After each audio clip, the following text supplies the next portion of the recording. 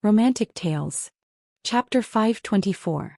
Because I don't want to compete with my husband for the championship tomorrow, Hwamin slowly said. So, that's why. Suyu felt a little suffocated in his heart. Just now he thought that Hwamin purposely went easy on him because she wanted him to win. But now she said that it was because she didn't want to compete with Chin-Chu. Sometimes he wanted to find out the truth, but the truth was so cruel. Okay, I got it. Thank you for telling me the truth. Suyu bitterly smiled and turned around in loneliness. The truth was Hwamin didn't feel good either. She didn't want to torture Suyu all the time, but she really didn't want to compete with Chin-Chu in the finals and win the championship. Chin-Chu loved her so much that he would definitely lose on purpose. It didn't matter if she or Chin-Chu won 180 million yuan, but Chin-Chu represented the entire GK. So she couldn't do that, so she conveniently lost to Suyu. To be honest, she knew that if she continued to deal cards she would have won. She was so close and there were so many cards in the deck, so the probability was very high. She just didn't think that Suyu would rush out and ask so many questions. Honey, what's wrong? Chin-Chu walked out of the hallway and saw Hwamin leaning against the wall in a daze. Nothing, I'm a little bored, so I want to take a walk on the deck. I'm willing to accompany you, Chin-Chu said. Then he held Hwamin's hand and the two of them got on the deck. The boundless sea could always make one's heart open up in an instant. Did you lose on purpose? Yeah. Hwamin nodded. Because you don't want to compete with me tomorrow? Chin-Chu asked again. Yeah. Heh. It's just a game. Even if the two of us fight tomorrow, it doesn't matter who wins, Chin-Chu comforted. Hwamin turned to look at him and said slowly, even if it's just a game, I don't want to go against you. Never. After speaking, Hwamin threw herself into Chin-Chu's arms, like a child who had been wronged. Chin-Chu had never seen Hwamin like this. His heart ached as he held her in his arms. His hand gently patted her back. It's my fault. I shouldn't have brought you here. If I knew you were so serious, we wouldn't have come. What 180 million? What reputation as the god of gamblers? They can't compare to my wife's happy smile. You only know how to coax me. Hwamin raised her head and pinched Chin-Chu's chin coquettishly. A day passed in the blink of an eye. Perhaps it was because they were on a cruise ship that they had lost track of time. The third day arrived early. Everyone gathered in the central hall, waiting for the final battle. After rounds of elimination and selection, Chin-Chu and Suyu finally walked onto the stage.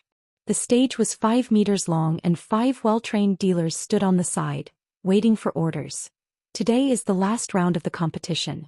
The rules of the game are very simple. Both sides will draw cards and compare points. The winner will win 2 out of 3 games. The winner will get a reward of $30 million. Mr. Lawrence will personally sign the check. The blonde-haired, blue-eyed foreign executive spoke in fluent English, and the audience went into an uproar. It was as if they had been waiting for this moment. I have an additional request. Suyu suddenly raised his hand and interrupted the foreign executive. Oh no, our Lord Su is going to cause trouble again. Wei Liao slapped his forehead, sweating. Let him cause trouble, he hasn't stopped since he got on the ship. Tang Chuan smiled. Please speak, Mr. Suyu. The foreign executive knew that Suyu had a powerful background, so he was very polite. Suyu looked at Chin-Chu across from him and said word by word, if I win, I want President Qin's date to dance with me. After Chin-Chu heard what she said, his bright eyes turned dark and deep. Hwamin, who was watching from below, was also slightly surprised. He didn't expect Suyu to make such a strange request. When Suyu said that Chin-Chu's date is our Hwamin, right? Zhu Lingling asked, dumbfounded. If it's not Hwamin, then it's you? Gao Ran looked at her with disdain. President Qin, what do you think? Suyu smiled provocatively and asked Chin-Chu.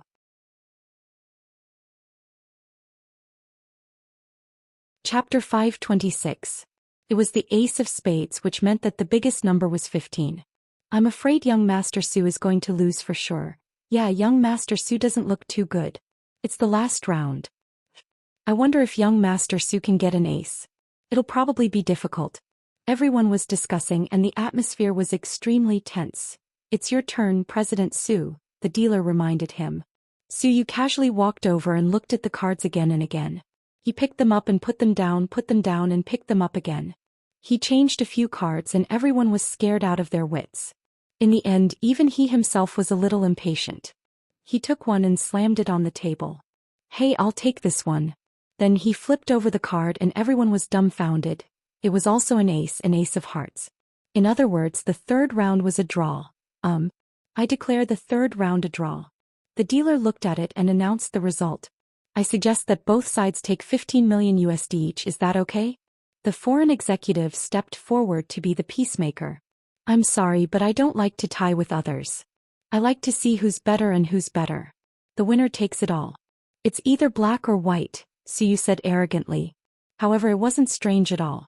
After all, he was Suyu. After all, his surname was Su. He was born to be arrogant. I was thinking the same thing. Qin Chu faintly glanced at Suyu's smug face. If that's the case, why don't we add another round? Please draw your cards again, the executive suggested. Qin Chu walked over and without even looking he picked out a card and spread it out. It was an ace of diamonds again. Suyu didn't back down. He walked over, took out a card and put it on the table. It was an ace of flowers again. 4 aces were chosen by the two of them. However, it was still a draw. This kind of rare scene was truly unimaginable. The audience was in an uproar. Everyone was talking about how the two of them were card masters. It wasn't a coincidence that they got an ace every time. I didn't expect Suyu to be so strong. Zhu Lingling exclaimed. Do you think the big boss of Imperial Star has a brain for nothing? Qin Chu has met his match this time, Gao Ran muttered. Huamin remained silent as he quietly watched the match. What should we do? Why do we always have the same number? I'm fine with anything. I'll accompany you to the end. Qin Chu looked at Suyu and smiled meaningfully. If that's the case, why don't we let Huamin come up and deal us the cards? Suyu's suggestion once again set off a climax. Letting Huamin deal the cards in place of the dealer, this was the first time in the world. I have no problem with that. Qin Chu naturally agreed. That was his wife. The foreign executive nodded as well. As long as the two of you come to an agreement, it's fine. Huamin, is that okay? Suyu tilted her head and looked at Huamin, who was below the stage, and asked in a serious tone. Huamin let go of her hand and slowly walked up the stage. When she walked past Suyu, she heard Suyu whisper, Please, I just want to dance with you, that's all. Huamin sighed softly. She knew that Suyu already knew how good she was. She had complete control over who she dealt the cards to, so it all depended on who Huamin wanted to win. Suyu didn't care about the 180 million yuan prize. All she cared about was dancing with Huamin. But Qin Chu gave Huamin a look, which meant, don't be troubled, I'm fine with anything. Huamin immediately understood the look in his eyes. Okay, let's begin. After the dealer shuffled the cards, he handed them to Huamin. Everyone below the stage held their breaths, waiting for the most exciting moment. Chapter 527. Huamin first dealt a card to Suyu. Then Suyu picked up the card and glanced at it expressionlessly. He then raised his head and looked at Huamin with a complicated look in his eyes. There seemed to be 1,000 things he wanted to say. Huamin didn't look at Suyu. Instead, he continued to deal cards to Qin Chu. After both of them received their cards, the dealer reminded them, You can reveal your cards now. Suyu slowly spread out his card. It was a queen. The truth was, when he received the queen, he knew that he was going to lose. There was no ace, so the king was the biggest. Since he received a queen, then the king must be in Qin Chu's hands. As expected, when Qin Chu spread out his card, it was a king of hearts. The crowd was once again in an uproar. Then thunderous applause. I declare President Qin the winner. He is the god of gamblers of the Knight of Lawrence's Pearl, the foreign executive announced. The crowd went wild. Not far away, Wei Liao took out a cigarette. He took a deep puff and didn't say anything. Lord Su lost, he lost to Qin Chu. Tang Chuan was very unhappy. His heart ached for the bottle of Louis XIV. Wrong, he didn't lose to Qin Chu. He lost to Huamin, Wei Liao said with deep meaning. At the last moment, the director of the cruise ship, Lawrence, presented himself. Beside him was the most popular actress in Hollywood. He personally signed a $30 million check to Qin Chu and took a photo with him as a souvenir. When Huamin walked off the stage, he walked past Suyu and said, I'm sorry. You're welcome, Suyu replied out of the blue. Then he stood up and left. He didn't participate in this luxurious celebration. After the god of gamblers was decided, Lawrence ordered people to open 100 bottles of champagne. The atmosphere was great. A popular male singer from Europe and America started singing a rock song with a strong rhythm. Zhu Lingling forced Huamin to dance in the crowd. Huamin actually felt very uncomfortable in her heart. Su Yu had already opened his mouth to beg her. He only wanted to dance with her. However, she didn't give him a chance and left all the benefits to Qin Chu. Qin Chu walked down the stage and hugged Huamin. "Thank you for your hard work." "Not at all. Thank you, honey. This is what I should do." Huamin chuckled. Qin Chu's victory was her wish. However, why do I always feel inexplicably sorry for Su Yu in my heart? Inside the cruise ship suite, "You're tired today. Go to bed early." Wei Liao comforted her. "You sleep first. I'm a bit bored, I want to go out and get some fresh air. Don't tell me you're going to jump into the sea." "No, I'm not tired of living yet." After speaking, Su Yu turned around and walked out of the room. Su Yu sat down on a deck chair on the deck. Then he picked up the bottle of wine he just brought and started drinking. He didn't think he did anything wrong. He just wanted to dance with her. Was it that hard to stand under the spotlight with her? Drinking alone? A voice sounded. Su Yu turned around and was a bit surprised. "Why are you here?" Hua Xiqian slowly walked over in a bathrobe. "I wanted to come on the first day, but something came up at the company. You know that my old man's youngest son likes to cause trouble. As soon as he came back from the Philippines, he couldn't stop and gave me a lot of trouble. I forced myself to come over. Luckily, I didn't miss the exciting scene." Yeah, it was exciting enough." Su Yu smiled bitterly. Hua Xiqian poured 2 glasses of wine and handed one to Su Yu. Then he slowly said, "There's nothing to be upset about. You have to get used to it." Mion's feelings for Qin Chu didn't just happen in a day or two. They accumulated over time, understand? "Yes, I understand." When Su Yu said this, he felt a dull pain in his chest. He knew that the person Huamin loved was Qin Chu. It had always been Qin Chu. Why did he still have a sliver of hope? "So why don't you just let it go? Young Master Su, you can get anything you want. Why do you have to tire yourself out?" Hua Xiqian took a sip of wine and looked at Su Yu. Wei Liao was speechless. During the 3 days on the cruise, Huamin was nervous and excited. When he came down, he suddenly felt relieved. He was afraid that he would miss work, so he went to South Side early in the morning. The local media reported on the cruise without restraint, but they only talked about how GK's president won the God of Gamblers title and the prize money. They didn't talk about anything else. Qin Chu deposited all 120 million yuan into Huamin's account and got her a supreme black card. That day, GK's stock price skyrocketed by 8 points. That night, as soon as Huamian got off work and entered the house, Qin Chu grabbed her hand and led her out. "Honey, where are we going?" "Go to Dong Tao Town with me, there's news." Upon hearing the news from Dong Tao Town, Huamin was extremely excited. She held on to Qin Chu's hand and asked, "What news?" Chapter 529. I sent someone to investigate the health center where you were born. There's an old man guarding the door. He's an honest man and apparently he worked at the health center for 10 years. Later, his niece took him to the south to retire. He just came back to Dong Tao Town a few days ago. I checked the address and information and I think it might be useful, Qin Chu said slowly. Huamin was in a great mood and she immediately grabbed Qin Chu's hand and walked out. "Let's not waste any time, let's go." Downstairs, Huamin was confused when she saw Qin Chu get into the Volkswagen CC. "We're not driving the Maybach. Wasn't the Maybach faster?" "Get in first, I'll explain." Qin Chu looked at her. Huamin understood what he meant. She sat in the front passenger seat and fastened her seatbelt. Then the car slowly drove out of Imperial Park. "Because I think there's something fishy about your case. Someone might be trying to sabotage you, so I think we should keep a low profile. Dong Tao Town has a population of less than 50,000, and it's not very developed. Mercedes-Benzes and BMWs are rare, so I think the Maybach would be too eye-catching." "You're so thoughtful, I was too impatient." Huamin felt a chill run down her spine after hearing what Qin Chu said.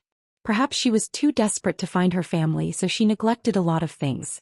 Qin Chu already said last time that a lot of useful clues and people had mysteriously disappeared or died. Even the archive was burned down by a fire, so she didn't think it was a coincidence.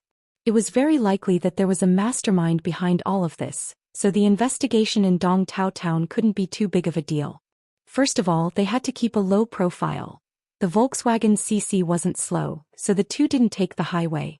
Instead they took the road and arrived at Dong Tao town in less than 2 hours. By the time they arrived, the sky was already dark. The town wasn't like the city where lights were always on after dark. Because of the small population, the few businesses in town all turned off their lights early. Are we going directly to that old man's house? Huamin asked nervously. Yes. After making several turns, Qin Chu slowly stopped the car at a bungalow area at the edge of the town. We're here. Which house? Huamin asked as he looked at the dark house in front of him. The second from the bottom in the last row. Huamin looked over according to Qin Chu's words and saw a very old house. It was the kind of house that was built with mud bricks.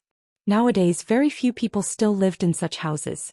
The two of them walked on a muddy dirt road and finally arrived at the house. It was already past 7 o'clock. 7 o'clock in autumn was already considered dark in the north. The lights in the surrounding houses were on, but this one was not. It was dark inside and it looked a little creepy. Something's not right. Be careful of us, Huamin whispered to Qin Chu, feeling that something was wrong. Hey, you wait here. I'll go knock on the door. No, I'll go with you. Huamin was still worried and didn't want to wait here. Instead, she grabbed Qin Chu's hand tightly. She wasn't a timid person. When she was in medical school, she could dissect a corpse by herself without feeling anything. In the hospital, she could push a corpse to the morgue by herself, but this time it was different. It was a very ominous feeling. Seeing that Huamin didn't want to go with him, Qin Chu had no choice but to take her to the shabby door. Bang bang bang. Qin Chu knocked on the door 3 times with a lot of force. If there was anyone inside, they would have heard it. Meow meow meow. A black cat suddenly jumped out of nowhere. Huamin was so scared that she immediately hugged Qin Chu tightly. Don't be scared. Excuse me, is Mr. Yang home? Qin Chu knocked on the door again and shouted inside. Chapter 530. After a while there was still no response. Qin Chu didn't give up. Just as he was about to push the door open, he heard a voice behind him. Who are you looking for? Huamin turned around and saw a tall, dark-skinned boy around 15 or 16 years old. He held a basketball in his hand and was sweating profusely. It seemed like he just came back from playing basketball. Little boy, we're looking for the owner of this house. Have you seen him before? Huamin asked politely. We're Grandpa Yang's distant relatives, Qin Chu added. You're looking for Grandpa Yang? The little boy's expression was a little strange. He's not home. I heard that he came back a few days ago, Qin Chu said. He is dead. The little boy hesitated for a moment and said slowly. What? Dead? Huamin and Qin Chu both exclaimed at the same time. It happened 2 nights ago. He was supposed to be buried yesterday, but we have a custom here. We can't bury him on the 7th or 8th day of the new year, so we had to wait until tomorrow. Grandpa Yang didn't have many relatives, only a niece in the south. She didn't seem to be doing well and he didn't have any money. The village chief said that the body should be put in the morgue in town and cremated tomorrow before being buried. How could a person die just like that? Huamian was extremely disappointed. She had finally found a clue, but it was strangely cut off. The little boy scratched the back of his head and said, I'm not sure. My mom said that Grandpa Yang committed suicide by drinking drugs because he had no children and couldn't go back to his niece's home. But I don't think so. Grandpa Yang was a very easygoing and optimistic person. The day before he died, he even played chess with me. Huamin and Qin Chu both fell into deep silence. Aching, what are you waiting for? Come back for dinner. A woman in her 30s yelled from afar. Okay, Mom. After speaking, the boy turned around and said, I can't talk to you guys anymore. Mom's calling me home for dinner. Thank you, little brother. Huamin nodded at him. Seems like we're late. Qin Chu said in a low voice. That's right. He actually died. How strange. What do you want to do now? Qin Chu asked Huamin. I want to take a look at the village head's house. That's what I thought too. Let's go. In the end, Qin Chu and Huamin did not enter Grandpa Yang's old house. Instead, they inquired about the location of the village head's house and went directly to a big house built with iron tiles at the entrance of the village. This was the village head's man. It was said that the village head's surname was Zhu. He was quite popular and had a good reputation in the village. You two are? You guys, we are Uncle Yang's distant relatives. We heard that he came back a few days ago, so we wanted to visit him. But we heard that he died. What happened? Huamin pretended to be Uncle Yang's relatives according to Qin Chu's explanation. When the village head heard that they were relatives, he seemed to relax a lot and invited them into the house. What kind of relatives are you? Why haven't I heard him mention you before? Didn't he only have one niece? The village head looked at Qin Chu and Huamin in confusion. It's like this. Uncle Yang and my family are old relatives. We haven't seen each other for many years. My parents want to find some relatives in their hometown, so they asked me to come and take a look. I heard that Uncle Yang came back from the south, so I wanted to visit him today. Boy. Then you guys are too late. He's dead. I heard, but what happened? It's too sudden. How did he die? Qin Chu asked again about the cause of death. Chapter 531. He drank rat poison. To be honest, old Yang took things too hard. It's sad that he has no children, but there's still the government, right? I've already registered him as a low-income household, and he'll get a monthly allowance from the government. A living person won't die from holding his pee in. He just took things too hard. We're all sad. The village chief's eyes were filled with sadness. Why would he drink pesticide out of nowhere? Did they do an autopsy? It was suicide. Wasn't it premeditated murder? Huamin didn't believe it, so he asked the main point. The village chief was slightly shocked. Murder? That's impossible. He must have committed suicide. How are you so sure? Qin Chu asked again. Because he went to the pesticide store in town to buy the rat poison. The store owner admitted it herself. He said that he bought it because there were many rats in his house. Who knew that he drank it himself? Sigh. The village chief sighed heavily after he finished speaking. Qin Chu and Huamin looked at each other in tacit understanding. After he died, did his niece come back? Qin Chu remembered that Uncle Yang had a relative. I told her, but I don't think she'll come. Why? Huamin asked. To be honest, Uncle Yang went to the south for many years. We thought he was there to retire, but we heard that his niece's marriage changed. Her husband cheated on her and they divorced. His niece had no choice but to remarry. However, the family she remarried to had only one request.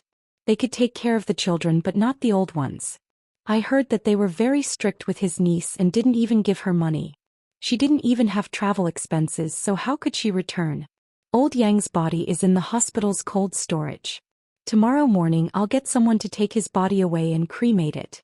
The cost of the cremation was raised by the villagers. How pitiful. Now Qin Chu and Huamin understood why Uncle Yang suddenly came back from the south. It turned out that his niece's family changed and she remarried. She couldn't tolerate him, so Uncle Yang didn't want to delay her remarriage. She came back to the north alone, but there was no reason for her to commit suicide. After coming back, it wasn't like they couldn't live anymore. The country treated lonely old people pretty well and they could maintain their livelihood. He had only been back for less than a week and yet he had committed suicide. Huamin felt that it was a little unreasonable. Has his body been examined? Yes, it's the rat poison. Have the police investigated the scene? Are there any traces of other people? For example, footprints or fingerprints? Huamin asked again. Miss, isn't your question funny? Since it was already confirmed that she had committed suicide, what was the point of doing that? Besides, Huamin and old Yang get along very well. He has no grievances with us, so why would anyone want to harm him? Also, there's no benefit to be gained from doing so. Don't bully me because I'm a farmer who doesn't study much, but there's still a motive to kill, right? The village chief felt that Huamin's question was a little ridiculous. I'm sorry, I'm just asking. After all, we don't feel good if we can't find Uncle Yang. It's okay, I can understand. By the way, judging by your clothes, you must be from the city, right? Where are you from? The village chief didn't know if he asked this intentionally or not. Qin Chu pressed down on Huamin's hand and said, We're from T City. We're just running a small business in the city. Old Yang is really unlucky. If you guys had come earlier, if he knew that he had relatives, he wouldn't have killed himself, the village chief said slowly. Qin Chu quietly took out his wallet and took out 10,000 yuan and handed it to the village chief. Chief, take this as the cost for tomorrow's cremation. Use the rest to find a good grave for Uncle Yang. I hope he can rest in peace. This. The village chief seemed to be shocked by the 10,000 yuan. Take it, chief. Sorry for troubling you. We still have things to do, so I'm afraid we won't be able to attend the funeral tomorrow, Chu added. Hey. Don't worry, I'll take care of it properly. The village chief took the 10,000 yuan with trembling hands and promised again. When they left the village chief's house, it was almost 10 at night. The village chief was very enthusiastic and asked his wife to cook a few dishes for them. However, Huamin and Chu didn't eat. After getting into the car, Chu asked, "Honey, how much of the village chief's words do you believe?" "Half," Huamin replied calmly.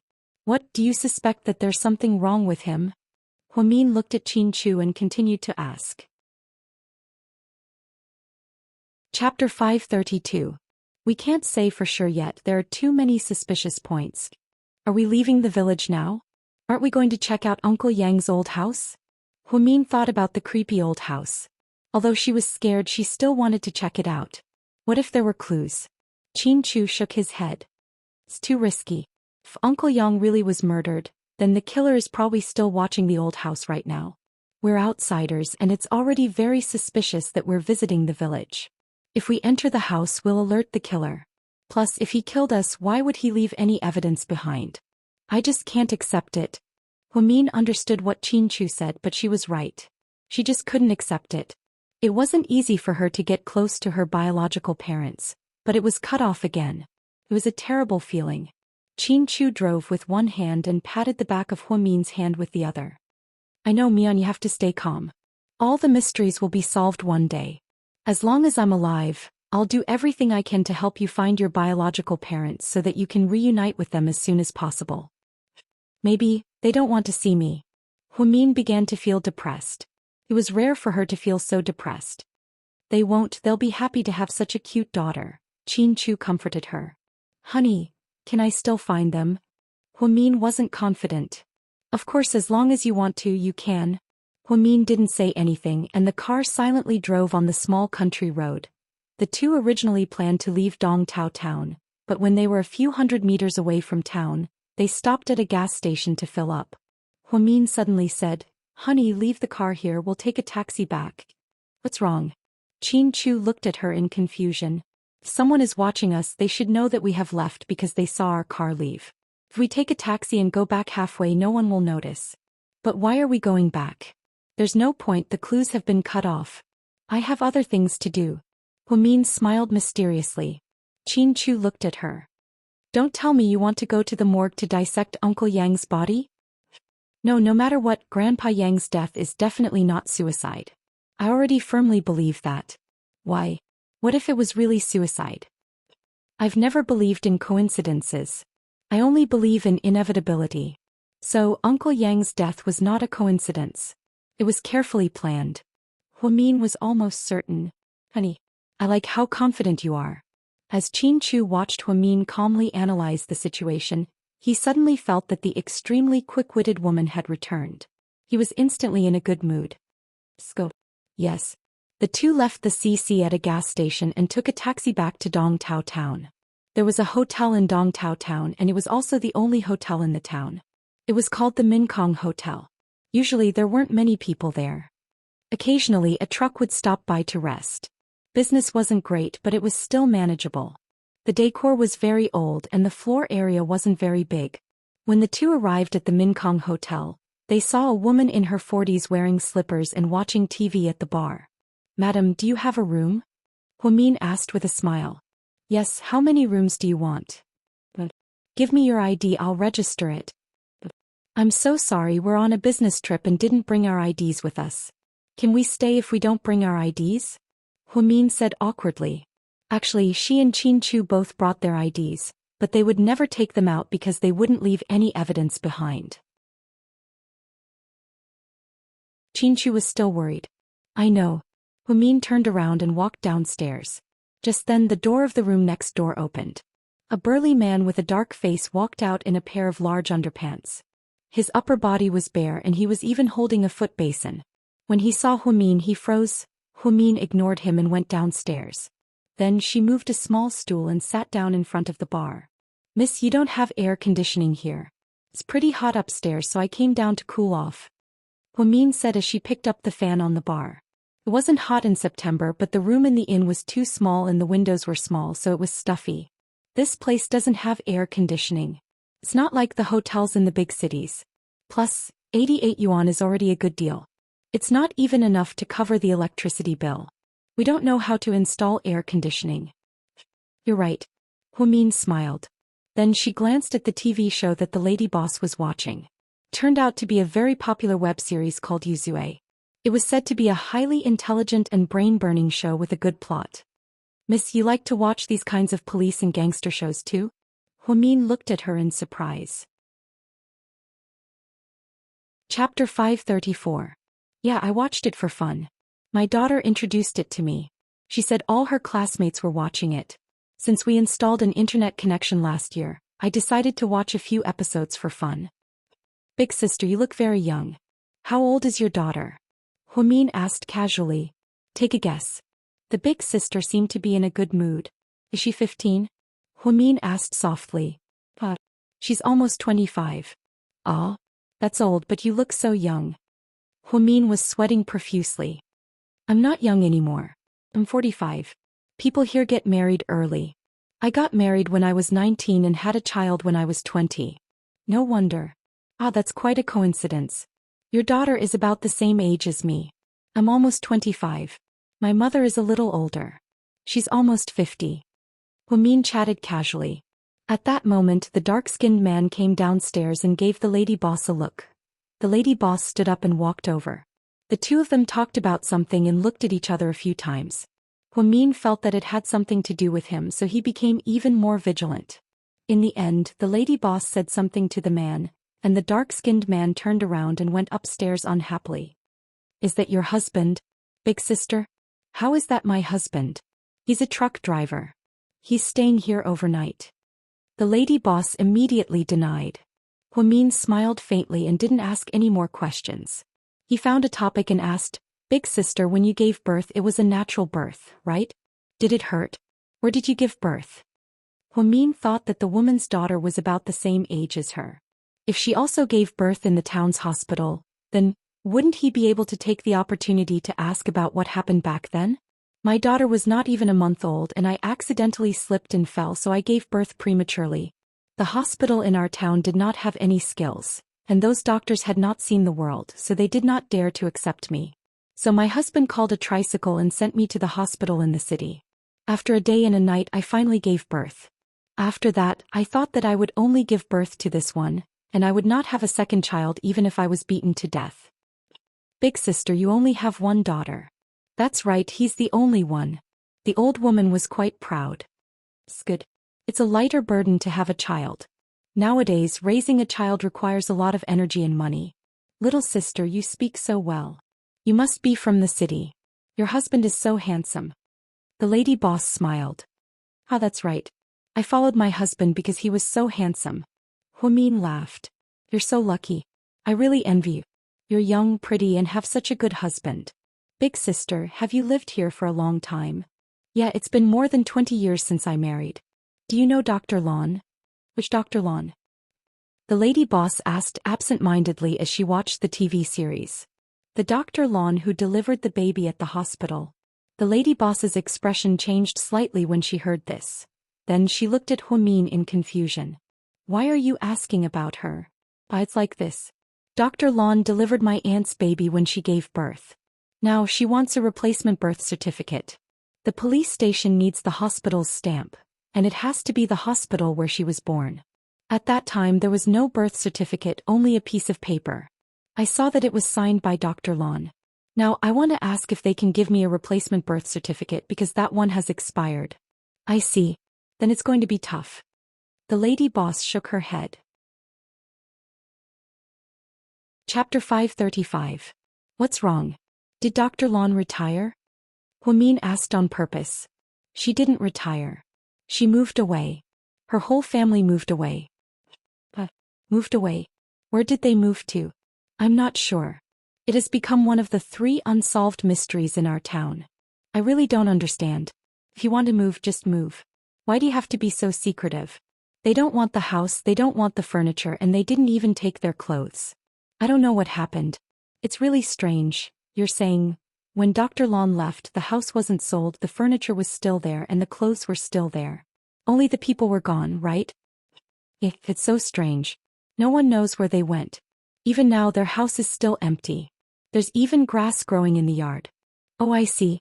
Sis, what are the other 2 unsolved mysteries in your town? I'm just curious. I always want to hear interesting gossip.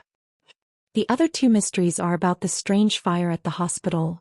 That fire, was there anything strange about it? Of course. It caught on fire in the middle of the night. No one could put it out. The fire was very strange. The strangest thing was that the other rooms were fine. Only the archives room caught fire. In the end, all the records were destroyed. The hospital had to rebuild the archives. Luckily, no one died. The fire was so scary that my husband and I went to the scene. You're saying, the fire couldn't be put out? How's that possible? Huamin smiled. True. You might not believe me even if I tell you, but the fire couldn't be extinguished by water. It kept burning and burning until it was extinguished by itself. The elders said that there was a monster in the room, a spider spirit or something like that. They said that it was a heavenly fire that was used to enforce justice on behalf of the heavens and destroy those monsters. That's an interesting legend. What about the other one? Huamin continued to ask. The other one? The shop owner was about to say when a man walked in. He saw a man in his 40s walk in. He was thin and wore a black shirt. What nonsense are you talking about? You're back? The shop owner asked intimately. Huamin guessed that this was the boss's husband. The girl who came to stay in our inn is very curious, so I'll tell her some things about our town. What's there to talk about in town? Shut your mouth. The man seemed unhappy. I'm just chatting. Do you have to be like this? You go to sleep, I'll watch the rest of the night. After that, the man walked to the bar counter and turned off the lady boss's computer. Boss Nian seemed to be a little afraid of her husband. She smiled awkwardly and then greeted Huamin. You should go back and sleep too. Bye-bye, big sister. Huamin felt that it was a pity that she did not hear the 3rd unsolved mystery, but she vaguely felt that it was related to the hospital. It all seemed to be related to what had happened back then. An unquenchable fire? This is really interesting. I didn't come here in vain. After returning to the room, Huamin tiredly walked over and threw herself into Chinchu's arms. Just as she was about to speak, she heard a loud noise coming from next door. Then there was the sound of a human body rubbing against each other. It was very clear that it was coming from the room next door. Huamin suddenly thought of the black-faced man. Then she imagined all kinds of scenarios. Ahem. The soundproofing here isn't very good, right? Huamin smiled awkwardly. Chinchu laughed and pinched Huamin's face. He deliberately teased her. How about we do it again? Chapter 536. Come my ass. I'm dog-tired. Let's go to sleep. After speaking, Huamin didn't even take off her clothes. Instead, she snuggled into Chinchu's arms and closed her eyes. That's a good idea. This place is too small for some positions. Chinchu smiled. Huamin closed her eyes, raised her fist and punched Chinchu again. You're so dirty, Mr. Chin. Go to sleep. Honey, did you? Chinchu wanted to ask her what she got from downstairs for so long. However, Huamin suddenly opened her eyes and gave him a look. Chinchu understood and immediately changed the topic. You were chatting downstairs for so long. I missed you. Hey, let's go to sleep. We still have to travel tomorrow. Then the 2 of them slept through the night. The truth was Huamin didn't sleep well. She couldn't sleep well as if a pair of eyes were constantly watching her. Later she was so sleepy that she took a nap and had a strange dream. She dreamed that Uncle Yang was sitting in front of an old house with a black cat in his arms. Then he suddenly fell to the ground and died. Then she saw a figure standing in front of the old house. She couldn't tell who it was. Huamin wanted to chase after the figure. After running for a long time, she finally woke up. 6 a.m. Huamin and Chinchu got up and left the motel in a hurry. They didn't even eat. After changing their car at the gas station, Huamin bought 2 loaves of bread and 2 bags of milk. She took them to the car and gave one to Chinchu. You didn't tell me yesterday because you were afraid that someone was watching us? Huamin nodded. I can't guarantee that there aren't any surveillance cameras there. After all, technology is advanced these days. The owner's wife is very good at using computers. Did you find anything? Let me tell you something first. That motel is basically a den for prostitutes. What? Chin Chu almost spat out the milk in his mouth. Really, I'm not joking. How did you find out? Chin Chu found it difficult to digest such a large amount of information. First of all, Dong Tao Town doesn't have a lot of mobile heat sources, so their hotel won't have any business at all. Secondly, when I went out yesterday, a big man with a dark face came out from next door. He looked at me strangely, and when I went downstairs he followed me and even pulled the owner's wife aside to have a chat. They spoke very softly, but I can read lips. I know that. You don't have to show off. Chin Chu smiled. Huamin knew how to read lips 7 years ago. Once, someone from the University of Public Security specially came over to poach Huamin to help with a case in the Criminal Investigation Department. This was because she knew sign language, lip reading, and other very strange languages. Moreover, other people would need several years to learn these, but she only needed less than 2 months. That man asked the owner's wife if I was new and how much it cost, and the owner said I was a guest. The man then said that he wanted to do something to a guest, but the owner said that I didn't come alone and told him not to cause trouble. So that black coal ball wanted to do something to you? Chin Chu's face immediately darkened. If he knew, he would have crippled him. Yeah, but the owner's wife talked him out of it. It seems like they're regular customers. Didn't you hear something last night? Although I didn't see a woman, it was definitely a prostitute provided by the owner's wife. Okay, even if you guessed right, this has nothing to do with you. You went down for so long, didn't you ask anything? Of course not.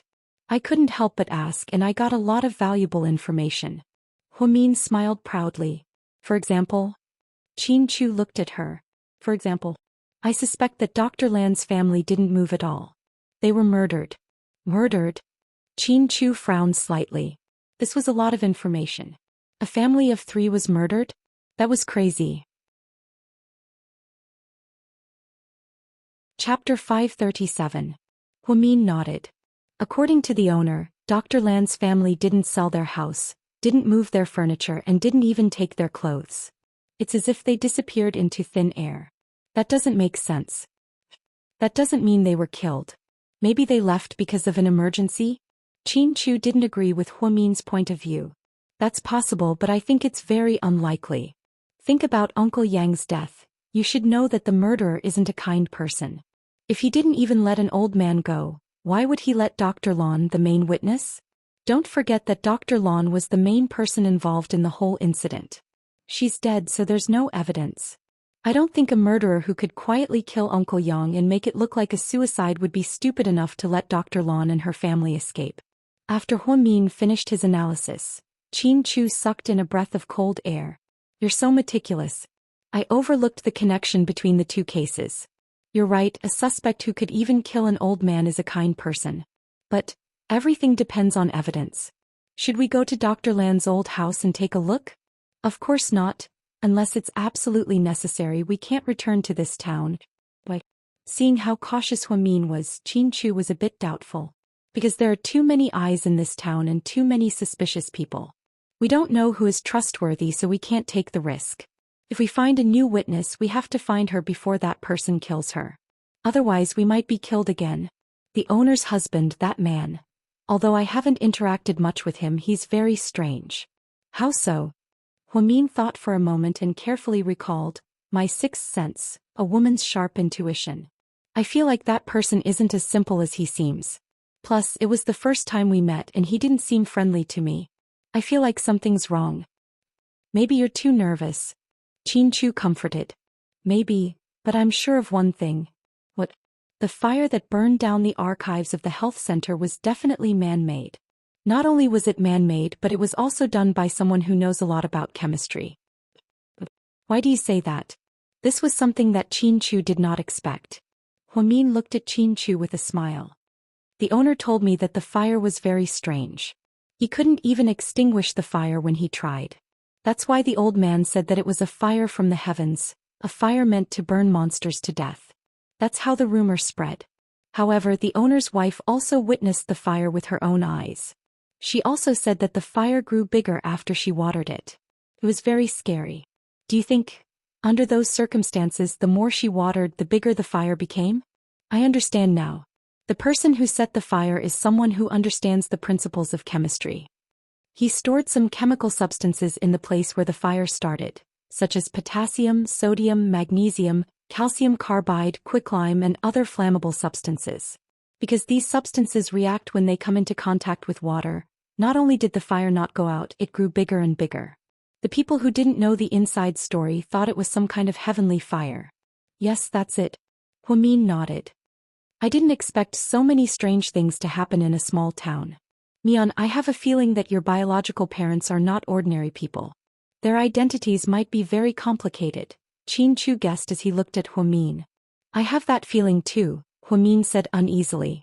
But no matter what, I will help you find them. Don't worry, Qin Chu comforted him again. When the two returned to Sea City, they went straight to their respective workplaces. Huamin had just arrived at Southside when he heard a nurse say, "Head nurse, Deputy Director Guo wants you to go to his office." Huamin nodded. He hurriedly changed into his white lab coat and walked upstairs to the Deputy Director's office. Chapter 538. Huamin knocked on the door and walked in. Deputy Director Guo was leisurely sipping his tea. Unlike President Wu, he had a glib tongue. He was a wily old fox with a lot of schemes. Huamin didn't like his personality, but he had no choice since he was an old employee. Moreover, he was a senior executive, so Huamian had to deal with him. Huamian, you're here. Deputy Director Guo, you were looking for me? Come, sit down. His politeness made Huamin a little uneasy. Huamin sat down calmly. Deputy Director Guo put down the teacup in his hand and said slowly, Huamin, you've been at Southside for a while now, and your performance has been outstanding. As a leader, I admire your work attitude and dedication, but Huamin knew that Deputy Director Guo was implying something. He wouldn't praise her. But you've been taking a lot of time off recently. Sometimes you didn't even apply in advance and just took 3 days off. You know how busy Southside is and we're short on manpower. You're making things difficult for me, especially since President Wu approved your leave. But think about it, President Wu is in charge of the first hospital, and I'm in charge of Southside. So, if you have any problems in the future, you can just tell me. You don't have to bother President Wu. After all, he's so busy every day and he doesn't want to take care of small things like this. What do you think? Huamin laughed in her heart when she heard that. So, it turned out that Deputy Director Guo didn't give him any face because she took a leave of absence. However, Qin Chu was the one who approved her leave for 3 days on Yunding Mountain and this time on Gamble God, okay? She didn't even have time to ask for leave. However, Huamin didn't want to argue with Deputy Director Guo, so she nodded and said, Deputy Director Guo, you're right. I'll keep that in mind. Okay, I won't argue with you about this. After all, you've been here for less than a year, so there are a lot of things that you don't know. You'll understand soon enough. Okay. Huamin nodded. Deputy Director Guo glanced at Hu Yao and said, Hu Yao, I've been renovating my new house recently and I'm short on funds. I need about 2 million yuan. Can you lend me some of the money from the Hua Foundation? Consider it a loan. I'll fill in the money as soon as I have enough. I promise I won't delay your work. What do you think? After Deputy Dean Guo finished speaking, Huamin suddenly realized that criticizing him for asking for leave was just an excuse. That was their real motive. Did they want to touch the Hua Corporation's money? Vice Director, I won't lie to you. I don't have the right to touch the Hua Foundation's money. Moreover, it's such a large sum. Every time I want to move the money, I have to go through Mr. Hua Xiqian directly. How about this? I'll give him a call and tell him about your situation. I believe that with your relationship with President Hua, 2 million won't be a problem. Then Huamin picked up his phone and pretended to make a call. However, Deputy Director Guo immediately stopped him. No. Don't bother President Hua with such a small matter. He's so busy every day. Why don't I think of something else to do with the renovations? Sure, but if you need any help, remember to let President Hua know. As long as President Hua agrees, I'll approve the money immediately. Huamin smiled slightly. Hey. Thank you for your hard work. Hu Yao, you can leave now. After sending Huamin away, Deputy Director Guo's expression was extremely unpleasant. Brother-in-law, I told you that this bitch isn't easy to deal with. It wasn't easy for us to get the Hua Foundation to help us, but we can't even get a single cent out of it. What the hell? Director Qi suddenly walked out of the office. Huamin isn't an easy person to deal with. He's very cunning, Deputy Director Gua said slowly with a dark expression on his face. Brother-in-law, this woman is blocking our path to wealth. She really doesn't know what's good for her. How about I get someone to teach her a lesson? Director Chi asked with shifty eyes. Chapter 539. That's ridiculous. Do you know who she is? How dare you touch her? Isn't she just an illegitimate daughter of the Hua Corporation? I heard that she doesn't have a good relationship with the Hua Xiqian. I don't know what's wrong with Hua Xiqian's head that made her the president of the foundation. Seriously. Not only is she the illegitimate daughter of the Hua Corporation, but she's also someone that Wu Zhongxing values. I believe that old man Wu Zhongxing wouldn't help someone for no reason. She must have some unknown background. What background? Is she Wu Zhongxing's mistress? Director Qi said with disdain. That's none of your business. Just don't act rashly, brother-in-law, you're being too careful. She's only in her 20s, what can she do? She must have found a sugar daddy to replace her VW with an Audi R8. Which nurse at Southside hasn't been with a rich man before? Otherwise, how could she drive a Mercedes-Benz or a BMW with her pathetic salary? That woman Huamin looks like an upright person, but she's actually a gold digger. Otherwise, where would she get her sports car from? I heard that a while ago when young Master Su was recuperating here, there were rumors about them. Su Yu? Deputy Director Guo was slightly surprised. Yeah, but I think Su Yu is tired of her now. After all, she's not a stunning beauty and he's just looking for something new. You don't know that men like women who can't be conquered. Hua Mian's arrogant look probably caught young Master Su's eye, but I didn't hear anything else. It's probably just a one-time thing. If you ask me, this woman, you should set a trap for her and get her into bed. Once she's in bed, she'll listen to everything you say. She'll listen to you. All you know is bed, bed, bed. You'd better behave yourself these days. Don't let anyone catch you. Don't mess around with those young nurses. You might die on a woman one day. Oh, I know, brother-in-law. Director Qi looked impatient. The two of them wanted to touch Huamin's money, but they got nothing because Huamin was an extremely stubborn woman. Minister Qi had once hinted to Huamin that if he was willing to help them, he would give Huamin a 30% commission. However, Huamin had directly rejected him. Although Hua Xiqian wasn't a good person since he asked her to manage the fund, she had to manage it well. After all, those were life-saving donations. After being scolded by Vice Dean Guo, Huamin returned to his office to organize the materials. Head nurse, is it time for ward rounds? All right. Head nurse. A new patient was admitted to room 1 yesterday. He injured his ankle while playing basketball. It's not a big deal, but his family seems to be very rich. They've been stressing about giving him the best treatment plan.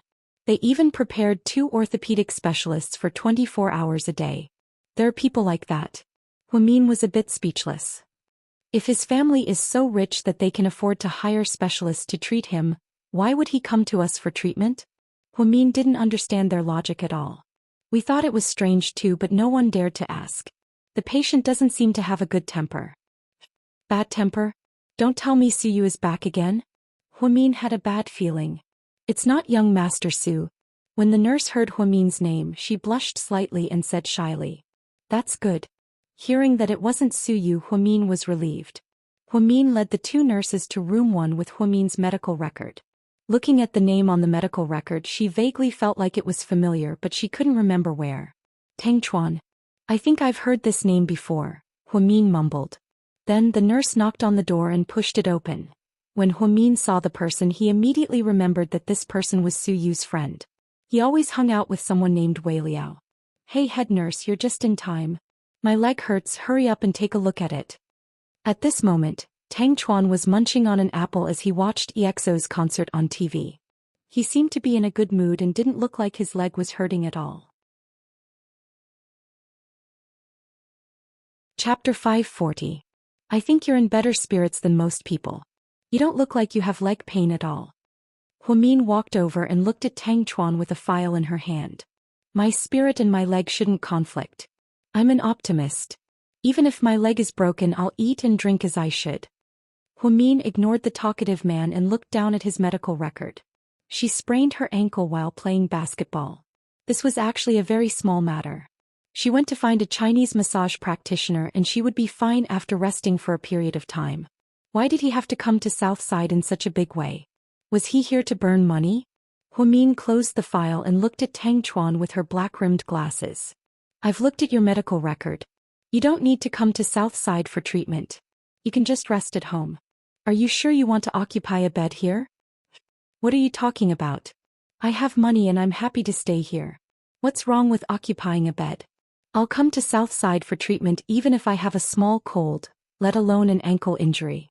I have money and I can do whatever I want.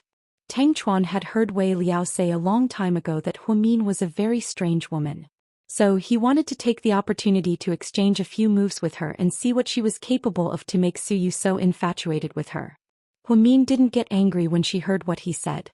Instead she came back to her senses and ordered, "Get ready to draw blood from the patient in room 1. I suspect that his foot has various inflammatory lesions. Be careful. Draw 6 tubes and do a detailed examination." "Yes, head nurse." "Hey, wait a minute. Why do we need to draw blood? And so much blood?" Tang Chuan's expression immediately changed. He put down the apple in his hand and was no longer in the mood to eat. "This is Southside's policy. For the sake of the patient, we have to give you a comprehensive examination. This is responsible for your health. Huamin, you're abusing your position to get revenge. I want to file a complaint against you." "You are welcome to complain." Then Huamin said to another nurse, "The patient in room 1 is emotionally unstable. I suspect that he has symptoms of mania. Go to the psychiatry department and get a doctor to come over and do a mental evaluation on him. If there is no problem, he can continue to stay in the orthopedics department. If there is a problem with the psychiatry department, then ask him to transfer to another department." With that, Huamin gracefully turned around. In just a few minutes of confrontation, Tang Chuan thought that Huamin would be rendered speechless by his words. But who knew? Oh heavens, oh earth, he had really been tricked by Wei Liao this time. Wei Liao said that if he deliberately sprained his ankle and stayed here for a few days, so you would come to visit him and take the opportunity to create more opportunities for the two of them to meet. But this opportunity to meet was above all his pain and suffering awe. Not only did he have to do a blood test, but he also had to do a mental evaluation. Oh my God. He immediately took out his phone and yelled at the group chat with only 3 people. "I want to be discharged from the hospital immediately. Huamin, that woman is too fucking scary." After Wei Liao heard this, he laughed maniacally. "For Lord Su's love career, you sacrificed your life heroically. We will always remember you, hero. Don't talk nonsense with me. Why don't you come and stay for a few days? I've been tricked by you this time." Tang Chuan thought that no matter how powerful Huamin was, she was just a woman. How good could she be? If he was tortured like this today, how could he live in the future? Seeing that Su Yu didn't respond, Tang Chuan yelled again, "Lord Su, can you please go after another woman? This girl is really not suitable for you. If you marry her, you will be tortured to death." 3 seconds later, Su Yu replied. It was a text message with only 3 words, "I do." Tang Chuan was completely speechless. He couldn't back down now. At night, Huamin was embarrassed because she had been on leave for a few days, so she volunteered to work night shifts for a week. She gave a few of her assistant nurses the same day off. She was sitting at the on-call desk when she suddenly saw a cup of hot milk tea placed in front of her. She looked up and saw the man in front of her with phoenix eyes, a feminine face and a devilish smile. "Head nurse, your milk tea." Su Yu smiled. Chapter 541. Why are you here? Huamin wasn't surprised to see Su Yu. After Tang Chuan was hospitalized, Huamin was no longer surprised. She knew that Su Yu would definitely come. "My buddy is hospitalized in your department." "I know Tang Chuan, right?" Huamin took a sip of the milk tea. "Yeah, that's him. With his condition, he doesn't need to be hospitalized. Was it your idea to come here?" Huamin asked straightforwardly. "Would you believe me if I said it wasn't my idea?" Su Yu looked at Huamin seriously. The truth was, it really wasn't his idea this time. With his temper, if he wanted to see Huamin, he would have sprained his ankle himself. Tang Chuan came because he accidentally hurt his ankle when he was playing basketball with Wei Liao. Tang Chuan wanted a traditional Chinese massage. However, Wei Liao had an idea. He said that he might as well go with the flow and stay at Southside. It would give Lord Su a chance to see Huamin. Just like that, Lord Su came to Southside by accident and committed a lot of crimes. Huamin didn't answer him. She didn't want to discuss anything with Suyu so seriously. Therefore she deliberately changed the topic. The milk tea tastes good, it's very pure. If you like it, I'll buy it for you every day. Suyu stared at her face. Hwamin actually didn't dare to look into Suyu's eyes, because when Suyu became serious she really didn't know what to say. That day on Gamble God she broke his heart and didn't even give him a chance to dance with her. She thought that he would give up, but who knew that he didn't care about the past and continued to be nice to her. This troubled Hwamin and put her in a difficult position. Suyu, you don't have to do this. Between us, I know what kind of relationship we have. Don't worry, I won't make things difficult for you. It's my business that I'm good to you. It's your business if you don't accept it. There won't be any conflict. But, Suyu, you have to know that I'm already married, Hwamin reminded Suyu again as she held the hot milk tea in her hands. I know. Suyu smiled bitterly. So, you know that some things are? Hwamin, you don't have to remind me again and again. I know my place and I know how you feel about me. Right now I just want to be good to you. I don't want anything from you and I don't want anything from you. I'm a free-spirited person and everything I like depends on my mood. If I'm happy then I'll be happy when I buy you milk tea. That's my mood and I cherish this mood because no one has made me this happy in over 20 years. So just think of it as me entertaining myself. Suyu is actually a man with a high IQ and EQ.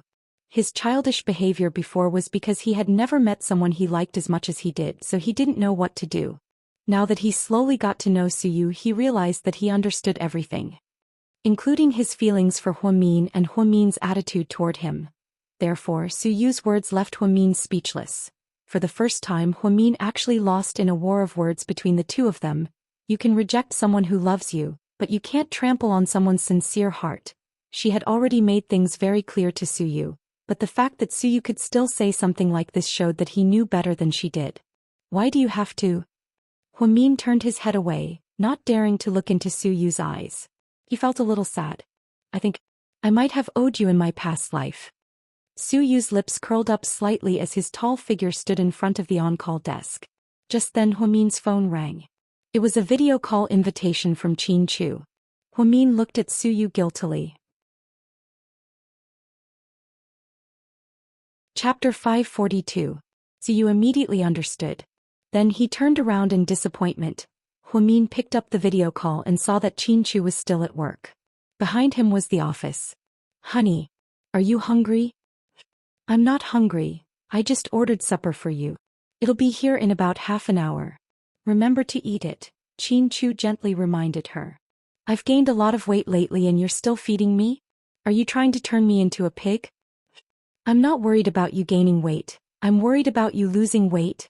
Just then Chin Chu saw a cup of milk tea on Hwamin's desk. It was from a luxurious restaurant in the city. With Hwamin's personality she probably wouldn't buy something so expensive, even if she was rich. However, Chin Chu didn't ask directly. Instead he asked, did Zhu Lingling visit you at the hospital? No, she's been flying these days. Oh, what's wrong? Nothing, you need to take care of yourself. I'll pick you up for breakfast tomorrow morning. Okay, you two. Don't tire yourself out. Hwamin smiled happily and hung up. After hanging up the phone, Chin Chu's eyes darkened. That person didn't seem to have given up after losing to him. Assistant Yang. Sir, what can I do for you? Assistant Yang immediately ran in. Does Imperial Star only invest in film and television? Is there anything else? No, as far as I know, Imperial Star is a giant in the film and television industry. They're very good at creating stars. Every year they produce more than a dozen movies and more than 100 TV series. They're very powerful. Also, the president of Imperial Star, Suyu, has a powerful background. You've probably heard of the Su Corporation's private bank, right? I have. Chin Chu nodded. That bank is the Su family's private property. They have assets all over the country, so you can say that the Su Corporation is Imperial Star's backing. As long as they have money, they can do the best in any industry. I'm sure you know that. Yes. Sir, are you planning to invest in film and television for GK as well? Yang suddenly realized something and asked. We can't rule out this possibility, Chin Chu said vaguely as if he wasn't sure. He had thousands of ways to make money, so there was no need for him to invest in film and television. However, if Suyu continued to pester Hwamin without knowing what was good for him, In that case he had to think of a way to deal with him. After all, Suyu was too idle, which was not good. Inside room 1, Wei Liao and Qin Chu were drinking red wine on the sofa, while Tang Chuan was drinking water alone on the hospital bed. With a face full of grievance she said, "Hey, when can I be discharged? You can stay here for now. The two of us can still visit you every day. There are so many young nurses coming in and out every day. You're so lucky." "Lucky my ass. Why don't you come back for a few days?" Tang Chuan said in a huff. "I just saw Huamin. Did you give him the milk tea?" Wei Liao ignored Tang Chuan's protest and asked Qin Chu. "Yes. Women are all like this. You have to move her bit by bit and change her. That's the only way you have a chance." Suyu didn't say anything as he fiddled with his phone. No one could tell what he was thinking. Ever since he came back from the gamble god, he seemed to have calmed down a lot and wasn't as arrogant as before. At least that was the case when it came to targeting Huamin. However, no one knew that he had fallen deeper.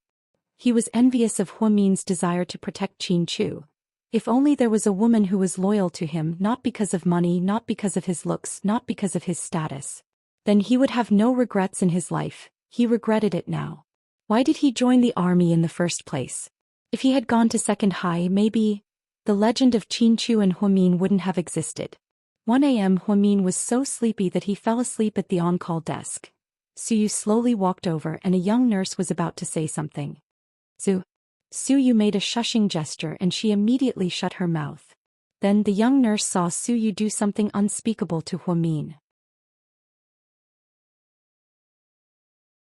Chapter 543. He picked up a black ballpoint pen from the pen holder and carefully drew on Huamin's face.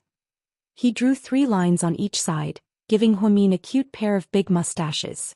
The nurse couldn't help but want to laugh, but she didn't dare to, so she covered her mouth tightly. After he finished, Suyu still wasn't satisfied, so he added a finishing touch and drew a king on Huamin's forehead. He looked like a cute little tiger with blood all over his face. This time Suyu was very satisfied. He carefully took out his phone and turned it to silent mode. Then with a click he took a photo of Huamin. Not counting the photo at the charity event, this was the second photo of Huamin alone. He believed that even Qin Chu didn't have a collector's edition of this photo. After the prank, Suyu took out 1,000 yuan and threw it to the nurse. He didn't know if it was hush money or money for helping the tyrant. Then he drove away in his black Lamborghini. He didn't feel the slightest bit of heartache when he lost Louis XIV on the gamble god ship. Today, because of a photo, he was as happy as a child. Suyu suddenly realized that Huamin had become an indispensable part of his life. Look at this. He took out his phone and handed it to Wei Liao, who was sitting in the front passenger seat. "Haha, so cute, did you do this?" "Yup." Suyu nodded proudly. "When she wakes up she'll be mad, right? Will she come after you?" "I hope she does. That way I'll have another chance to see her." He was in a good mood. At this time Wei Liao suddenly said, "Oh, I'm sorry, my hand slipped and I deleted it." With a screech, Suyu stepped on the brakes and stopped the car by the side of the road. Then without another word he grabbed Wei Liao's neck. I'm just kidding. Don't pinch me, it hurts." Wei Liao wasn't afraid of death. He actually dared to joke around with Suyu. God knows how much Suyu treasured Huamin's photos. I heard that Huamin had a nickname when she was in school. She was called Goddess Hua. "So what?" Suyu asked. "This is my understanding of a goddess. Originally there was no goddess in this world. There were many people who wanted to sleep with her, so she became a goddess." "Suyu, so, in the end you just want to sleep with Huamin, right?" "Of course I want to sleep with her, but I have to make sure that she can fall in love with me. What if Huamin doesn't love you for the rest of her life?" Wei Liao poured a bucket of cold water on Suyu. "That's impossible. I'm so handsome and suave." Suyu couldn't continue as he spoke. "Then I'll wait for her to fall in love with me. As long as I'm alive there's always hope, right?" Wei Liao rarely saw Suyu so pessimistic. It seemed like Huamin had become an obsession in his heart. "Hey, don't make it sound so sad. I think there's still hope for you. I'll wait for the day Huamin and Qin Chu get divorced. I'll wait for the day Huamin cheats on you or the day she marries you after getting divorced, huh?" Wei Liao smiled and comforted Suyu. Then the two of them drove away. Huamin might have been too tired yesterday because she didn't sleep well at Dong Taozhen's motel, so she fell asleep during her shift. After sleeping for about an hour she suddenly got up. "What's wrong, nurse?" What's wrong? Did I oversleep? No, you slept for less than an hour. I saw that you were too tired so I didn't wake you up, the nurse said quietly. Huamin got up and was about to leave but the nurse stopped her. Nurse, I think you should wash your face first. What's wrong with my face? Huamin was confused. The nurse didn't say anything. She held up a small mirror in front of Huamin and when she looked at herself, she was dumbfounded.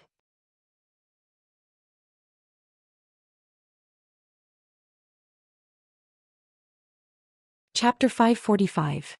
Mom, I just want to help share some of Dad's workload. Hua Xiqian and Jiang Hong sang the same tune. They were a great team. Hua Jinghai could only nod. Xiqian has always done things with a sense of propriety. Now that Mian is back, I have another helper. You siblings must work together from now on. You should learn from Sister Mian. Dad, what can I learn from her?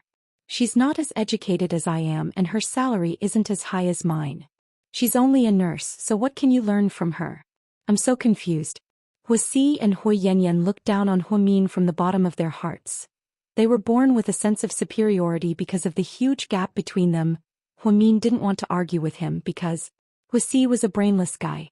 Arguing with him was like arguing with a dog. It was completely meaningless. However, Hua Xiqian didn't seem to tolerate his words, so he questioned, See, even if that's the case, Mian has been busy ever since she took over the Golden Foundation, and she hasn't made a single mistake. On the other hand, the project you were in charge of in the Philippines wasn't even half of the Golden Foundation's funds, but you made a mess there. You didn't make friends with the local government and you even offended a lot of local triads. We're businessmen and we don't care about education or profession. We care about profit and ability, and that's exactly what you lack. Dad has his reasons for asking you to learn from Mian. Is it really okay for you to argue like that? Hua Xiqian had been arguing with Hua Si ever since he came back, so he was very angry. Xin Jiani saw this and immediately stopped her son. See, your older brother is right. You're the youngest in the family, so you have to learn from your brothers and sisters. Yes, I know, Mom. Although Hua Si was unhappy, he didn't dare to talk back to his mother. His breakfast was tasteless. Huamin knew that these people were all wearing masks, and when they took off their masks, they revealed different faces. Huamin didn't look like he had anything to do with Hua Jinghai. He only asked Huamin to come back for Jiang Hong and the others to see. It was as if Jiang Hong and Hua Xiqian were using Huamin as a shield to deal with Huamin. That way they wouldn't have time to deal with Hua Yanyan and Hua Si. This was Hua Jinghai and Xin Jiani's goal. Before she left, Hua Jinghai pretended to take out a brocade box. Mian, I heard that you just celebrated your 24th birthday. Daddy bought this for you. No need. My birthday is over. Huamin refused to accept the gift. Hua Jinghai opened the brocade box. Inside was a pearl necklace. The quality was decent, but it wasn't too expensive. At most it was 10 or 20,000 yuan. This was nothing compared to Hua Xiqian and Su Yu's, much less Qin Chu's 400 million yuan mansion. Daddy gave this to you. Take it. Hua Xiqian handed the brocade box to Huamin as he spoke. He meant that it would be a waste if he didn't take it. Huamin was conflicted, but he still took it. After all, if he kept rejecting it, it would seem too distant and it would be difficult for him to carry out his revenge plan in the future. See, drive your sister home. Me. Hua Si didn't seem very satisfied. No need, I'll take a taxi. Hua Si didn't want to reveal too much of her wealth, so she didn't drive an Audi sports car. See, what are you waiting for? Daddy asked you to drive her, so just go. He's your sister. Xin Jiani purposely emphasized the word sister. Hua Si reluctantly followed Huamin out the door. In the study room on the top floor of the Hua Manor. Jinghai, did you tell her about GK helping us? Xin Jiani asked impatiently as soon as Huamin left. When they were little, she always tried to steal Jixin's toys and even got people to surround him. However, after being taught a lesson by Huamin, Hua Si changed a lot. However, Hua Si still looked down on Jing Jixin, who was born poor.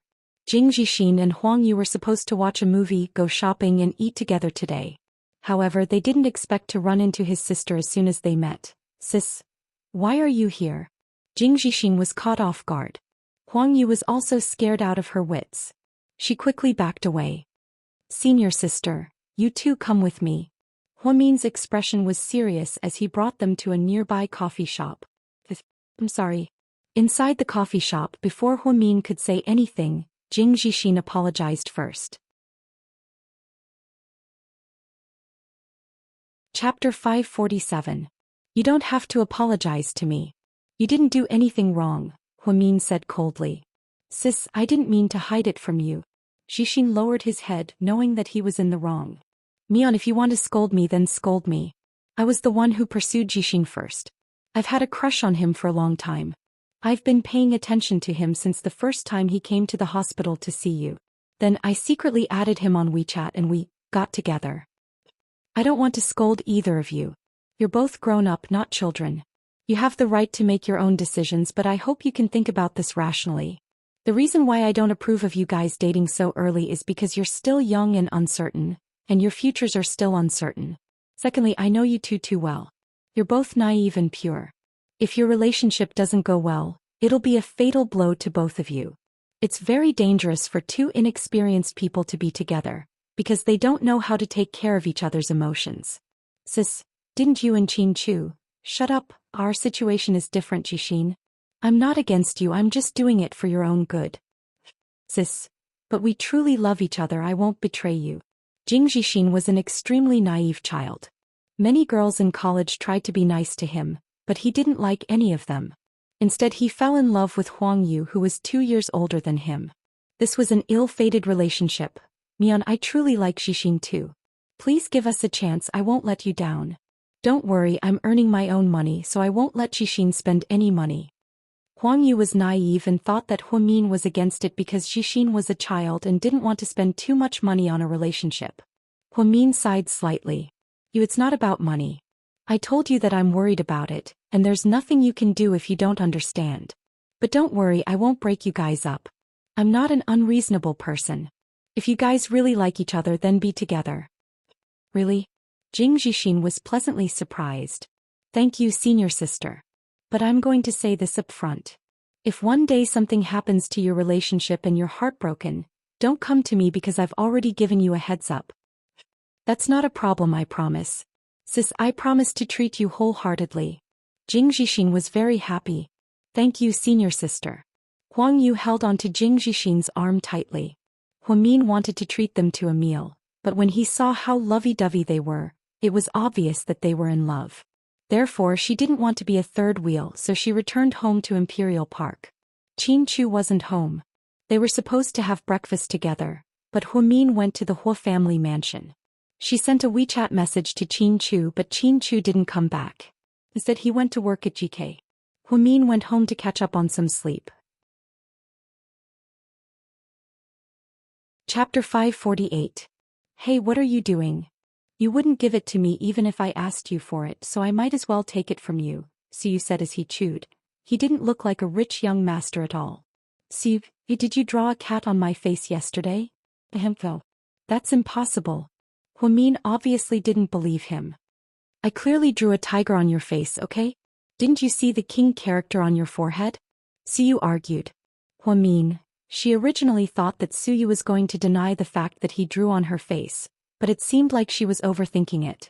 He was correcting her that he drew a tiger on her face, not a cat. Siyu, you sure have a lot of free time. Doesn't Imperial Star have any movies to shoot? Huamin asked in annoyance. Yeah, but I don't care about that. I only have a vice president and he takes care of everything for me. It's called efficiency.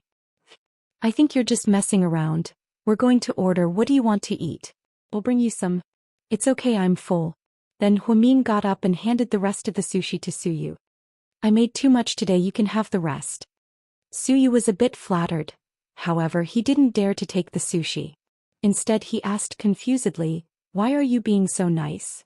It's fine if you don't want it, I'll just throw it in the trash can. Then Huamin pretended to take it away. Oh no, I want it. Suyu snatched it over and happily took the sushi back to his room. Huamin smiled triumphantly. Let's wait for a good show. After Suyu took the sushi back to his room, Suyu, you guys go ahead and order, you don't have to bring mine. Wei Liao, what's going on? Where did the sushi come from? Tang Chuan, he probably stole it from Huamin. Otherwise, why would he be so happy? Suyu, she didn't snatch it. Let me correct you. She gave it to me. Wei Liao, give. She didn't believe it. Could it be her leftovers? Suyu, don't say that the grapes are sour just because you can't eat them. There was a whole box and the only one missing was eaten by me just now. How could it be leftovers? She must have given it to me. Wei Liao, that's weird. Is there arsenic in the sushi? Tang Chuan, great minds think alike. Suyu, arsenic aside, as long as it's from her, I'll take it even if it's an aphrodisiac. Wei Liao and Tang Chuan were overjoyed. It looked like Lord Su was possessed. Then the two of them ordered a sumptuous meal at Fengyu restaurant. Suyu, on the other hand, curled up on the sofa and took small bites of the original sushi. Half an hour later, no, I have to go to the bathroom. After saying that, Suyu got up and ran away. He's already gone to the bathroom 6 times in 10 minutes. Sushi really isn't that good. Luckily I held back. Wei Liao sighed. Tang Chuan laughed and said, I told you that woman wasn't that kind. Just as Suyu was about to go to the bathroom for the 7th time, Tang Chuan stopped him. I say, did you do something wrong to her? As far as I know, although Huamin is powerful, there's no reason for him to kill you. Suyu was silent. Wei Liao laughed and said, does drawing a tiger count? What tiger? Did I miss something? Tang Chuan looked confused. So Wei Liao told him about how Suyu drew a tiger for her last night. Tang Chuan saw the photo and laughed out loud. The two of them couldn't stop laughing while Suyu ran to the bathroom. He didn't expect Huamin to put laxatives in the sushi. Just then Huamin pushed open the door. Tang Chuan immediately stopped laughing and said, hello, head nurse. In the past few days he had figured out Huamin's personality and decided not to go against her. This is the antidote, give it to him, Huamin said slowly as she threw a small bag to Wei Liao. Then help me pass a message to him. What message? Wei Liao asked excitedly. Zhu Lingling was in Jing Zhixin's WeChat, so when Zhu Lingling got off the plane she saw it immediately. She immediately sent a WeChat message to Huamin. Zhixin is in love? Yeah. Damn, are you giving us a way out? He's born in 1995, okay? He's not even 20, what's the rush? Zhu Lingling clamored. Does age have anything to do with this day and age? Didn't you see the joke a while ago? What joke? Zhu Lingling was confused. At the entrance of kindergarten, a little boy said to a little girl, I have a lollipop, do you want a bite? The little girl said, I don't want it, I'm afraid of getting pregnant. The little boy said, if I get pregnant I'll give birth to it. At worst, the 3 of us can go to kindergarten together. Haha. I'm dying of laughter. Zhu Lingling laughed hysterically. Huamin, on the other hand, said with a serious face, that's the most responsible thing I've ever heard. Even children know what love is, yet you, an adult, are still hesitating. I see that you treat Gao Ran pretty well. Why don't you two make do?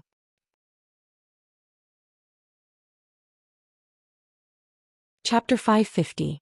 What makes you think I'm nice to him? Seriously. Zhu Lingling refused to admit it. Lingling, what's wrong? How should I put it? Jokes aside, as your best friend, I have a piece of advice for you, Huamin said seriously. What is it?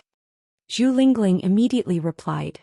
Huamian continued. In a person's life, not everyone can meet someone they both like and love at the same time. If you meet someone like that and hesitate for some reason and end up missing him, that would be such a pity. If you accept this relationship calmly, even if you don't end up together in the future, you won't regret it because you've already experienced it. When a person grows old, the scariest thing isn't that I once regretted being with someone, but rather, why didn't I try being with someone? Huamin. Zhu Lingling suddenly didn't know what to say when she saw how serious Huamin was. Lingling, I'm not trying to persuade you to be with Gao Ran. I just want to say that if you like him and he likes you, why don't you give it a try? Life is neither long nor short. Some people and some things, once you miss them, you'll be with them forever. Do you still remember Lu Ruing's song Later when we were in high school? Do you still remember my favorite line from that song? Zhu Lingling was slightly moved. Her voice trembled as she replied, Later I finally learned how to love. Unfortunately, you were long gone and disappeared into the sea of people. Later, in my tears, I finally understood that some people will never be there again once they're missed. So I won't interfere too much in your life. I just don't want you to have any regrets when you grow old. I know. Okay, let's talk later. I'm going to pack up and get off work. I'm sleepy. Drive carefully. Huamin hung up the phone and stood up tiredly. He took off his white coat and put on his windbreaker. Then he grabbed his bag and walked out of the hospital. As soon as he walked out, he was shocked by the parking lot outside. The parking space, which was originally quite good, was now surrounded by a lot of random cars. Moreover, they didn't follow the rules and blocked Huamin's car. Even an immortal wouldn't be able to get out of here. Unless the car had wings, it was possible for it to fly out. Huamin angrily walked to the front of the supercar behind his car. It was a fiery red Ferrari. Huamin didn't know much about luxury cars, so he didn't know which model it was. She only saw that this Ferrari was seriously blocking her way of reversing. However, she suddenly noticed that there was a small card at the back of the car with the owner's phone number written on it. It seemed that the car owner still had some conscience and even knew to leave his phone number. Huamin angrily picked up his phone and dialed the number. "Hello, your car is blocking my car. I need to reverse quickly. Please come out and cooperate with me." No one spoke on the other end of the line. After Huamin finished speaking, he hung up the phone. 5 minutes later, a tall and thin man walked out. He was wearing a mask and looked haggard. "You called?" the man asked coldly. "Yes." Huamin nodded. "I'll move the car out of the way. You can reverse." "Thank you." Huamin then got into the car. Just as she was reversing the car, she turned around and got a shock. A group of young ladies came out of nowhere and surrounded him in no time. Screams sounded everywhere. Huamin finally realized that the person just now was the most popular male idol singer, Enchanting. Seeing that the other party was surrounded by fans because he was reversing the car, Huamin felt a little bad. She thought for a moment, then picked up her phone and dialed the number from before. "Hello?" The person picked up the phone. His voice was still as cold as ever. "I have a way to get you out. Do you need it?" Huamin asked. Chapter 551. Go ahead. I'm going to reverse the car. Immediately get out of the car and get into my car. Your car is in a bad spot, so you won't be able to get out. Of course, that's if you trust me. The person on the other end was silent for 5 seconds before replying with a single word. Huamin stepped on the accelerator and the car roared to life. The crazy fans were so scared that they quickly backed away. Huamin turned the steering wheel again and reversed the car, approaching the red Ferrari. At the closest distance, she slowly stopped the car. The owner of the car quickly got out of the car and got into her car. The entire process took less than 10 seconds. It was so fast that no one had time to react. By the time the fans realized what was going on and chased after them, Huamin stepped on the gas and the car was already out of sight. After driving for about 10 minutes, Enchanting turned around. After confirming that there were no fans or reporters, he finally let out a sigh of relief. "Thank you. You're welcome. You only got surrounded because you got out of the car to give up your seat for me," Huamin said calmly. Enchanting glanced at her and didn't say anything. Then he took off his mask, revealing his haggard face. Huamin wasn't a fan of celebrities, but she recognized Enchanting. After all, he was such a famous celebrity. Apparently, he debuted 5 years ago. After his debut, he released 3 albums in one go. In this era where albums were dying, it was a miracle that he could sell more than 1 million copies in 3 days. Moreover, his solo concerts were only held once a year, so they were extremely precious. Therefore, the ticket prices were inflated to over 10,000 yuan per concert. The price was ridiculous and left people speechless. There were many rumors about him. Some said that he was supported by a rich woman, which was why he became so popular. Some said that he was the illegitimate son of a rich man, which was why he had financial support. Some even said that he was gay and that a famous director in the gay industry took a liking to him, which was why he became a first-rate superstar. In short, no matter what, this person was famous, completely famous. Apparently, he was about to leave his old company, Imagination Corporation. Rumor had it that Imperial Star offered 120 million yuan to sign him. However, no one knew who exactly he was going to. He was a very strange person. It was said that he did not like interviews or reality shows. He was always so mysterious. Therefore, more and more people liked him and more people were curious about him. There were even some crazy fans who often waited at the entrance of his company or his residence, chasing after him. However, his agent had always been good at keeping secrets. Therefore, there had been no trouble so far. As an employee of Southside, Huamin had no idea that he had come to Southside. "Where are you going?" "I'll drive you there," Huamin asked. Southside Recuperation Center. He was a man of few words. Do you still want to go back? Yes. Seeing how insistent he was, Huamian had no choice but to drive the car back to where it belonged. Huamin let out a sigh of relief when he saw that the fans were nowhere to be seen. Thank you, he said lightly before getting out of the car. Then he got out of the car and left. A woman at the door looked around in a panic. When she saw Ni Yang, she immediately walked forward. Sister Ingzi. Oh my God. Where did you go? I was surrounded by fans outside the door. Luckily someone saved me. Oh my God, are you okay? Let me take a look. The woman was shocked. I'm fine, I'm not hurt. I went out to buy breakfast but you ruined it. Didn't I tell you not to go downstairs? I remember, it won't happen again. If he didn't receive that phone call, he wouldn't have rushed downstairs. However, when he parked his car, he knew that he was blocking someone's way. Otherwise, why would he leave his phone number? When Sister Ingzi found out that he left a note, she was furious. Don't do that again. You're an idol, how can you leave your phone number like a normal person? What if your identity is exposed? And that woman, what if she finds out about your phone number and calls you every day? Sister Ingzi, don't think so badly of people. And Ai Yang didn't seem to agree with his agent.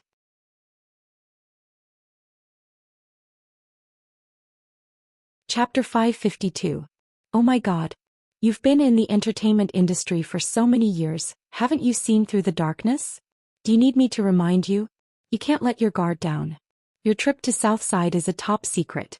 If it's exposed, your path to stardom won't be easy. I know. After Huamin drove Ni Yang home, it was already 9:30 a.m. Qin Chu was busy at the company during the day, so he didn't come home.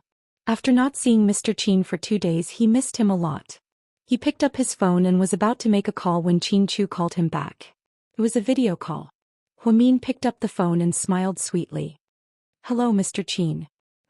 Are you off work? Yeah, I just got back. Why are you so late today? Yeah, I had to deal with some stuff at work. Look, you have dark circles under your eyes. After this night shift, you don't have to work anymore, Qin Chu said worriedly. Yeah, after this night shift you'll be working the day shift next month. Have you eaten? Are you asking about breakfast or lunch? Qin Chu smiled. Breakfast, of course. It's only 9 a.m. I've eaten. Are you coming back today? You're still working the night shift. I'll be bored if I go back, so I'll stay at the company to deal with work. Get some rest. After chatting with Qin Chu for a while, Huamin felt extremely sleepy. He curled up on the sofa and fell asleep. He didn't know how long he slept, but he was suddenly woken up by his phone. He looked at the caller ID and saw that it was the same number from this morning. Hello, I left my wallet in your car. I need some ID in it. Can you bring it to me? Wait a second, I'll go downstairs and check. Huamin ran downstairs with his phone. When he opened the door of his car, he saw that there was indeed a Gucci wallet on the passenger seat. It was coffee-colored and looked very exquisite. I do have one, where should I take it? Southside Recuperation Center. Sanatorium again. It's pretty far. Why don't I bring it to you when I go to work tonight? Send it over now. I won't let you come here for nothing. The other party's tone was cold. That's not what I meant. Huamin wanted to explain that she wasn't doing it for benefits, but Huamin didn't give her a chance to speak. Then he hung up. Huamin sighed helplessly. She picked up her wallet and rummaged through it. There were bank cards, ID cards, and quite a lot of RMB. There was about 20,000 renminbi. Huamin wrapped the wallet in a paper bag, went upstairs to pack and drove back to Southside. It was 2 p.m. when they arrived at Southside. Huamin's night shift didn't start until 6 p.m. Therefore, everyone was quite surprised that he came so early. Head nurse, why are you so early today? Okay. Huamin nodded. Then he returned to his office, took out his phone and dialed that number again. He didn't expect that the other party's line would be busy, so he sent a message. Head nurse of the orthopedics department, come get your wallet. 15 minutes after he sent the message, a woman knocked on the door and walked in. Hello, I'm here to get my wallet. But the wallet isn't yours, Huamin asked cautiously. I'm his agent. It's not convenient for him to show up. Give it to me. Sure, but wait a second, let me confirm your identity. To prevent fraud, Huamin dialed that number again. Oh. The person picked up the phone. Your agent is here to get your wallet. I'll give it to her, is that okay? Sure. After speaking, Huamin quickly hung up the phone and handed the wallet over. The agent took the wallet and checked it to make sure that nothing was left out. Then she took out 5,000 renminbi and handed it to Huamin. What's the meaning of this? Huamin looked at the agent, amused.